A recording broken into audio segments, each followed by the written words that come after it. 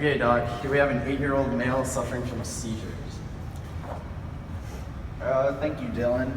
Okay, son, I'm here to make things better for you. I'm Dr. Hoffman. What's your name? Tyler. Well, I'm here to make you better. Okay. So trust me, Dr. Hoffman is the best in the business. He went to UTSA, graduated top in his class, and all of his surgeries have 96% success. Oh, now, son. I'm just a man really good at his job. Okay, so to make you feel better, I'm gonna have to ask you a few questions, okay? All right, so how long have these seizures been occurring? Ever since I can remember. Since birth, Doctor. Oh, okay. And how often do they occur? About 6 or 7 times a day. Ooh, that's very unique. And can you explain to me exactly what happens in these seizures? I just start to get numb, and friends tell me that I look like I'm zoned out, and then all of a sudden I start seizing and I can't really control what's going on. Okay, I think I have an idea what's going on, but if it's okay with you two, we're gonna take him out and run some tests so that we can determine for sure. Yeah, of course. Do whatever you can, Doctor. Come on with us.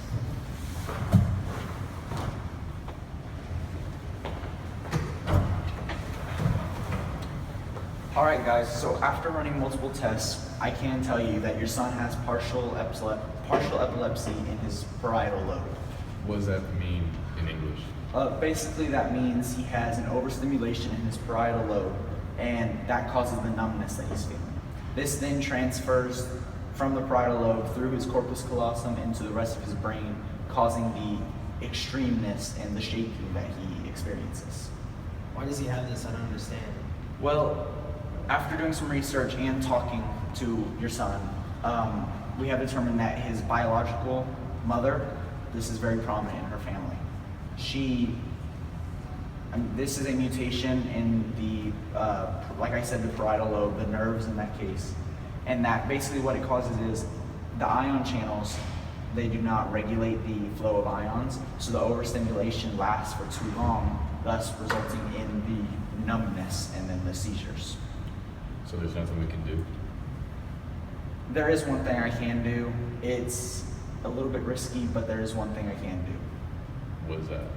It's called a corpus callosotomy, and basically what I will be doing is I will go into your son's brain and I will have to cut the corpus callosum that I mentioned earlier.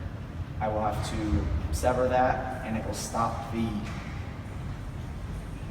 it will not stop your son's epilepsy, his seizures, but it will limit them to their origin, to their place of origin.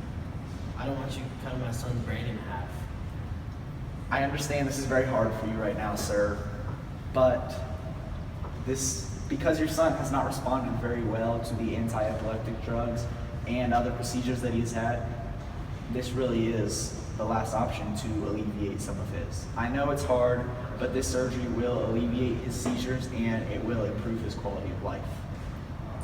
So now that you've heard the benefits from Dr. Hoffman, I'm going to tell you some of the complications.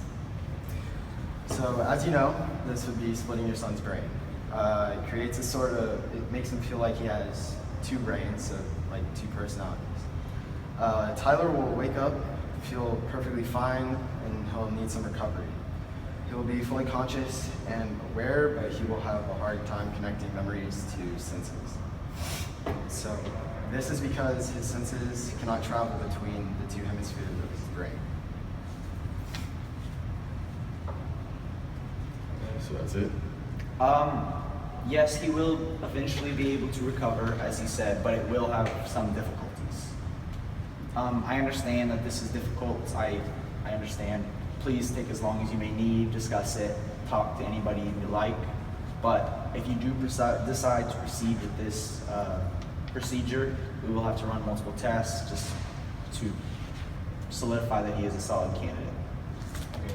Thank you, Doctor. Thank you.